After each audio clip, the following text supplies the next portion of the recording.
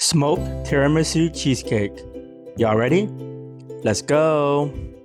First, to make a graham cracker crust, we're going to be taking 1 whole graham cracker or 2 1/4 cup. Next, blending this in with unsalted butter melted, sugar, cocoa powder, salt. Add some parchment paper down, just like so.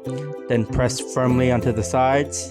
Also using our wonderful measuring cup just to make sure that everything is reached to the sides. Smoke at 350 degrees for 8 to 10 minutes. Now into our cream cheese mixture, we're going to be taking cream cheese, mascarpone cheese, sugar, cornstarch, get us a nice gentle mix. Adding in 4 large eggs one at a time, rum, coffee, vanilla extract, give this a nice blend. Once cooled, we're going to be adding in our filling just like so.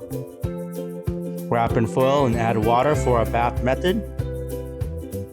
Placing this back into the smoker and smoke until 2 to 3 hours until it's nice and set. Let cool in fridge overnight or up to 6 hours. Then we're going to be piping our coffee mascarpone right on top. Now adding in just a little bit of cocoa powder. Putting our ladyfingers onto the side just like so. And there we have it, an amazing smoked tiramisu cheesecake.